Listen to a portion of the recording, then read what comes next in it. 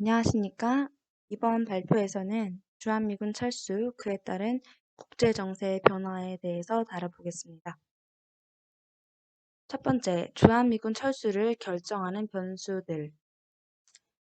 최근에 미국은 중국의 통신 장비, 즉 화웨이 5G 이제 장비들을 다른 나라로 하여금 쓰지 못하게 압력을 가하는 그런 정세를 보이고 있습니다.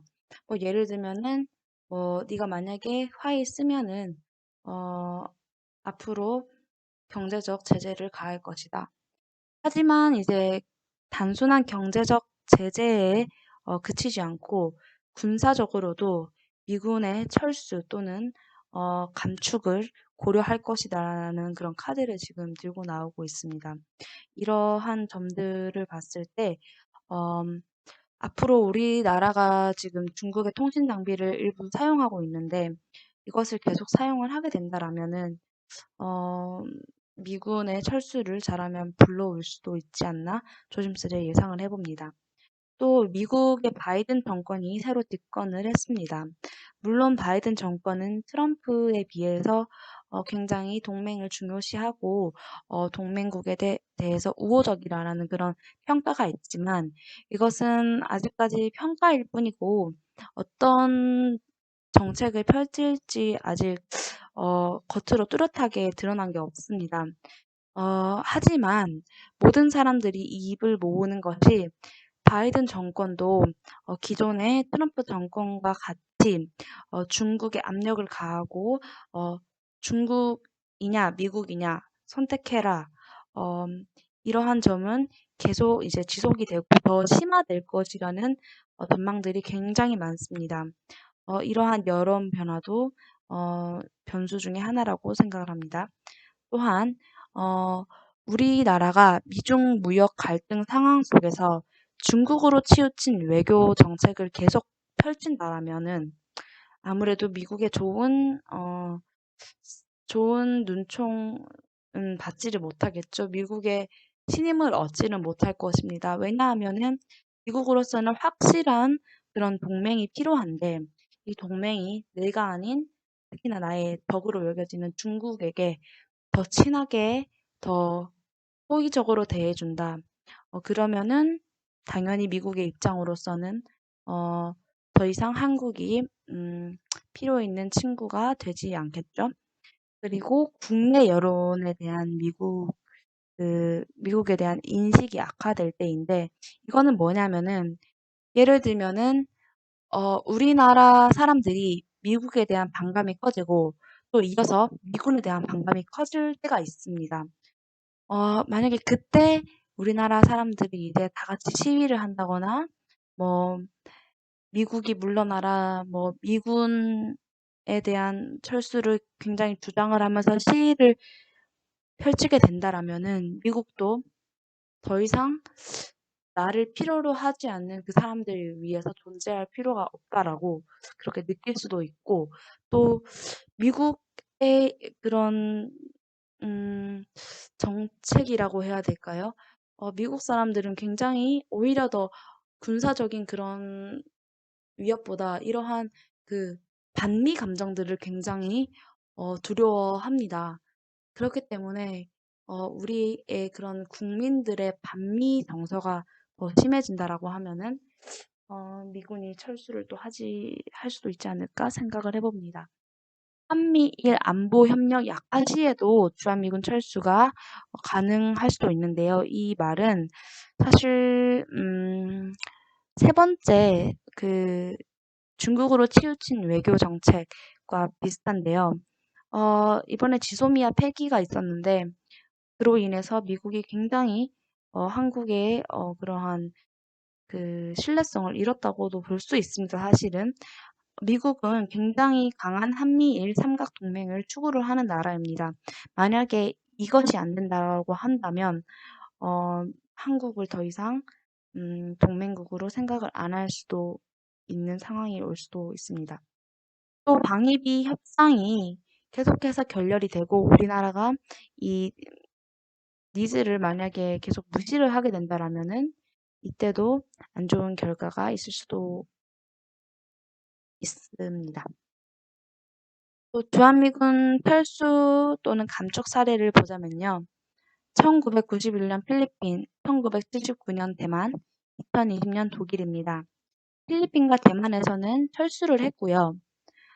필리핀에서는 어, 굉장히 격렬하게 미군 주둔을 반대하는 시위가 발생을 합니다. 양키 고홈 이러한 슬로건을 내세우면서 필리핀 사람들은 어, 미군의 주둔을 반대를 했습니다. 사실 이게 자주 평화 주권을 내세운 운동이었는데 어떻게 보면 필리핀이 그 이후에 굉장히 경제적으로 고통을 받게 됩니다. 그 당시에는 당연히 아주 그럴싸하게 들렸던 자주 평화 주권이 경제 상황이 안 좋아지면서 어떻게 보면은 우리나라나 다른 미군이 주둔하고 있는 나라에 메시지를 준 것도 같은데요. 왜냐하면 외국 기업들, 외국 자본들이 다 빠져나가고 어, 더 이상 추가 투자도 되지 않았던 상황입니다. 사실은 어떻게 정치적 리스크가 큰 나라에 투자를 하겠습니까? 그렇기 때문에 필리핀으로 봤을 때 나중에 또 어떻게 될지는 모르지만은 현재 제 생각으로는 그 당시에 그러한 결정이 악수가 아니었나 저는 생각을 합니다. 1979년도에 대만은 좀 얘기가 달랐는데요. 미국이 중국하고 굉장히 친해지게 됩니다. 그렇게 중국과 수교를 하게 되는데요. 하지만 중국은 하나의 중국을 내세우면서 대만과 단교가 없을 시에는 중국과의 수교도 없다라고 이제 얘기를 하게 됩니다. 또 미국도 중국이라는 나라와 수교를 하지 않을 수가 없기 때문에 대만 관계법이라는 것을 새로 제정을 하면서 이제 미군들을 다 어, 철수를 시키게 됩니다. 2020년 독일에는 조금 감축을 한 사례인데요. 방위비 협상이 이제 결렬이 되면서 트럼프 대통령은 감축을 지시하게 됩니다. 또한 이 감축이 기존의 메르켈 총리하고는 이제 협의가 되지 않아서 굉장히 논란이 있었는데 다른 동맹국들로 하여금 이렇게 미국이 갑자기 이런 아무 논의 없이 미군을 뺄 수도 있을 것이라는 그런 좀 불안함을 상기시키는 이벤트가 아니었나 생각을 합니다. 미국의 주한미군 철수에 대한 여론인데요. 보시다시피 미국 한국에 있는 미군 기지를 단기간 유지하는 데 찬성을 하는 미국인의 비율이 굉장히 높습니다. 또한 한국을 방어하기 위해서 전쟁에 찬성을 하는 미국인의 비율도 64%로 굉장히 높은 것을 보입니다. 이렇게 당연히 미국 지금 트럼프 대통령이 이제 집권을 하면서 많은 사람들의 인식이 주한미군을 빼야 된다라고 바뀌었다고들 하지만 아직도 많은 주류가 주한미군의 주둔 은 꼭 필요하다라고 생각을 하고 있는 것 같습니다. 주한미군 철수를 주장했던 역대 미국 대통령을 보면은 닉슨과 카터 그리고 조지 부시를 이제 꼽을 수가 있습니다. 닉슨은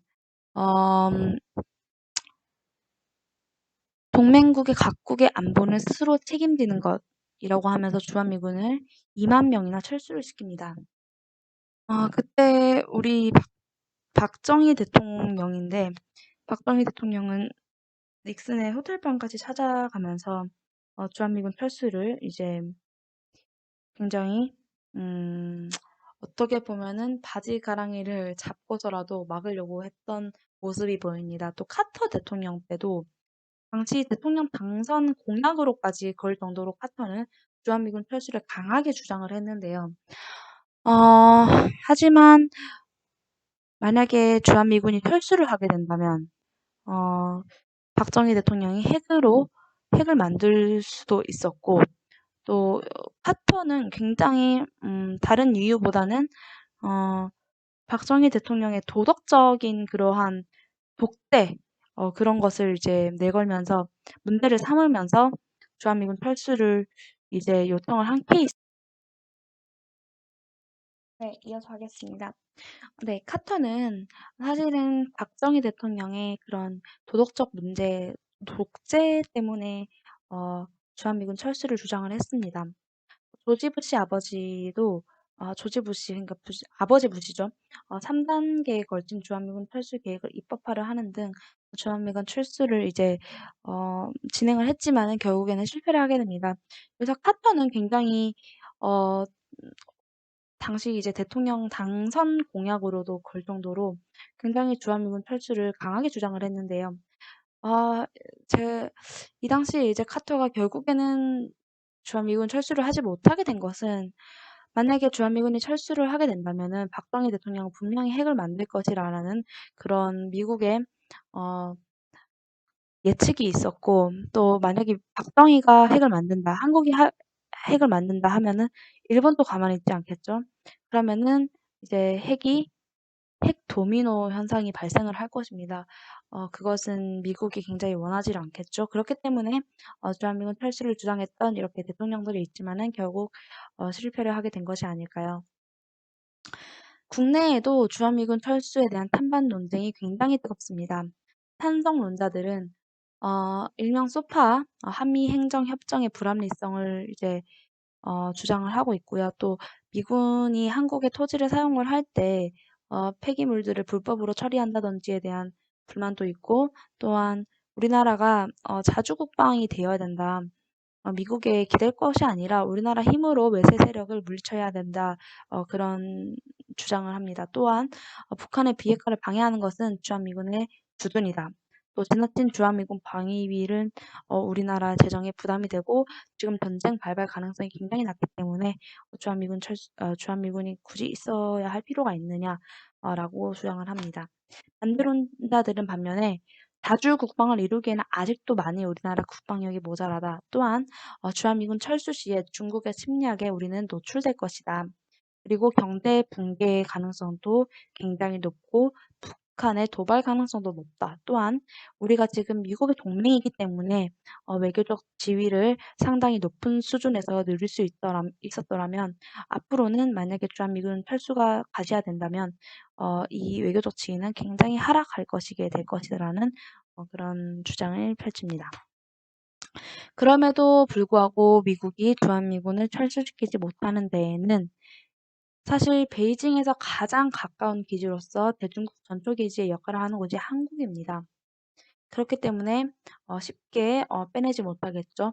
또한 본토 방어를 위해서는 미사일 방어 체계를 배치를 해야 되는데 한국이 가장 적합한 곳이라고 생각을 하기 때문에 그렇습니다. 또한 한국이 일정 방위비를 부담을 함으로써 군대를 본토에 주둔시키는 것보다 오히려 더 이익이라는 그런 계산이 있고요. 또 국방수권법을 아래 네 가지의 조건을 이제 전제를 해야지만이 통과시킬 수 있는데 아래 네 가지의 전제 조건을 다 충족시키기에는 어려울 것이라고 예상을 하기 때문입니다.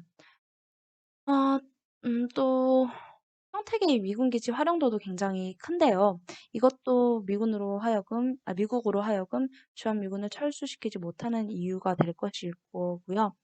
어, 그리고 지금 주한미군이 만약에 철수를 하게 된다면 각국은 핵 무장에 들어갈 것입니다. 이는 핵 도미노를 초래할 수 있기 때문에 이것도 절대 미국이 원하는 바가 아니겠죠. 또 ICBM을 안 만드는 상태에서 동결을 하는 그런 조건 하에 미군이 철수를 할 수도 있는데요. 북한이요? 그러면은 동맹국들의 안보가 위협받게 됩니다. 예를 들면은 북한이 지금 핵이 여러 개가 있는 것으로 보이는데 이것을 일부를 이스라엘의 적인 아랍 국가들에게 팔 수도 있고요. 일본을 위협해서 일본이 핵 무장하게 만들 수 있는 그런 기회를 줄 수도 있습니다. 주한미군이 만약에 철수를 했을 때 어떤 이제 경제적 이제 영향을 미치게 될지에 대해서 알아보자면은 외국 자본이 유출될 것입니다. 그러면은 신규 투자 유치에 대한 어려움도 발생을 하겠죠. 왜 외국 자본이 유출이 되느냐?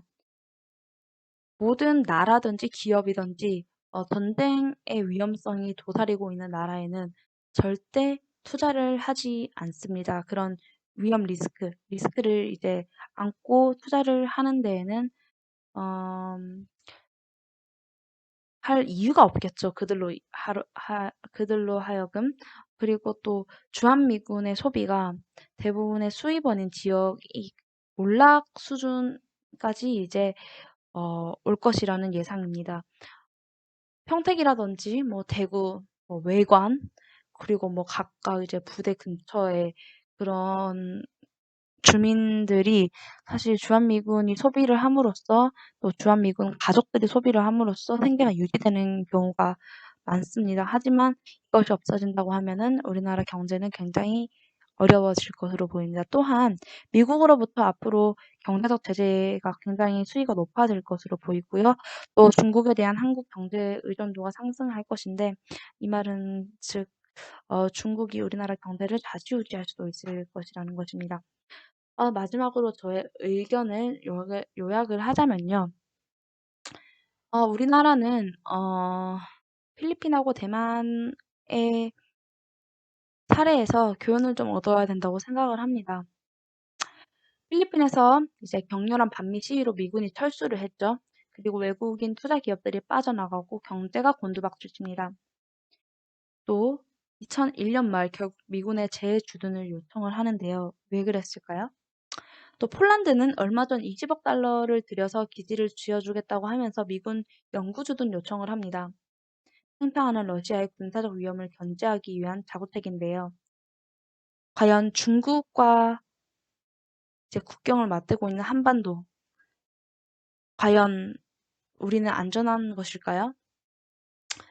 한국은 방사정포로 무장한 북한과 대치를 하고 있습니다. 판문점에서 서울까지의 거리는 불과 48km고요. 외국인들은 주한미군을 믿고 투자를 합니다. 북핵 문제도 해결되지 않은 상태에서 미군이 만약에 철수를 하게 된다면 한국 경제는 치명상을 입게 될 것입니다. 주한미군 철수는 사실 한미 모두의 자해행위입니다. 우리가 방위비 분담금 협상으로 소모전을 벌일 때가 아니고요. 그리고 또 친중 노선을 보이면서 미국을 헷갈리게 할 때도 아닙니다. 오히려 미국과 확실하게 북핵 공조태세를 갖춰야 되고요. 중재자 또는 촉진자가 아닌 당사자가 돼서 북한을 상대로 비핵화를 촉구해야 합니다. 또 중국을 압박해야 합니다.